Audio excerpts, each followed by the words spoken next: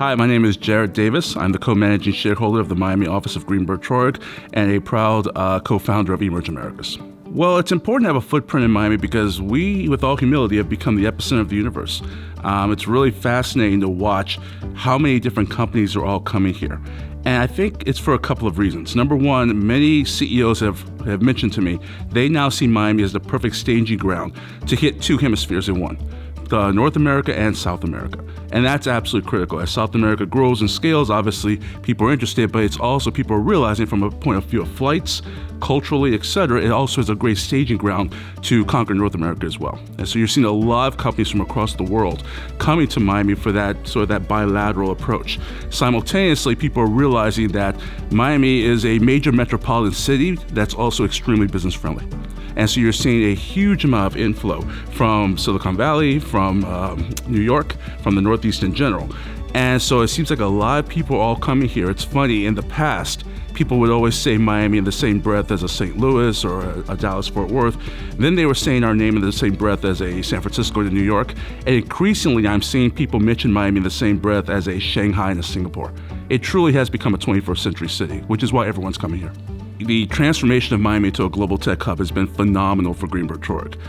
Greenberg was born in Miami, actually, but it is now an Am Law 20 firm, which means one of the largest 20 firms in the United States with a global footprint. But watching as our home base increases the way it does, all these people coming here, all these companies coming here, has been phenomenal for us because, as you can imagine, we're still the single largest law firm in the state of Florida. We are getting more than our share in terms of these new companies. And so all the new entrants coming in, we're getting a number of them as clients, and a number of the unicorns here, Papa, Kaseya, Ultimate Software, Innovation Refunds, Sixterra, Appgate. I'm simply mentioning them off the top of my head, Modernizing Medicine. We are representing them, and it's our privilege to represent them.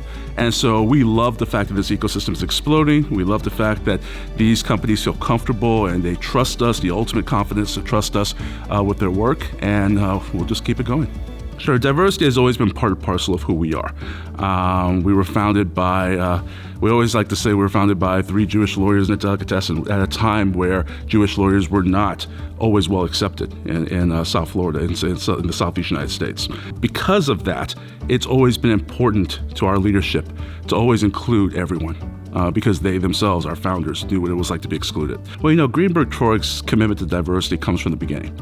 At the very beginning, we were founded by 3 Jewish lawyers in the 60s, in a time where, particularly in the Southeast United States, Jewish lawyers were not well accepted. And because of that, our founders have always said it is critical to them that we always include the excluded. And if you look at any of the rankings that are out there right now, our firm consistently ranks at the very top, usually number 1 and number 2, in terms of African-American partners, African-American attorneys, women partners, women attorneys, LGBTQ partners and attorneys. Across the board, we're shown that we have top diversity statistics. The reason this is so important, in addition to our genesis, is perspective. What is the number one thing that makes companies obsolete and destroys companies? It's not having all perspectives at the table. You miss opportunities, you miss understanding. And by having multiple people at the table from various backgrounds and diverse perspectives, we ensure we can always take advantage of what's the next cutting edge way of thinking. So it's not just that it's the right thing because of our beginning, it's also because it keeps us relevant. How will tech influence Miami in the next 5 years, 5 to 10 years? I think it will be a major industry vertical. I really do. People always associate Miami with tourism. They don't realize trade logistics plays a huge role in Miami. They don't realize banking and finance plays a huge role. They don't realize we're one of the top health districts. I think you will see, in addition to that diversity of industry, there's also going to be tech. In the next 5 years, and certainly in the next 10 years, tech will be a massive vertical. We look at Kaseya. Kaseya right now is on track to become the next Microsoft of Miami in terms of their growth trajectory.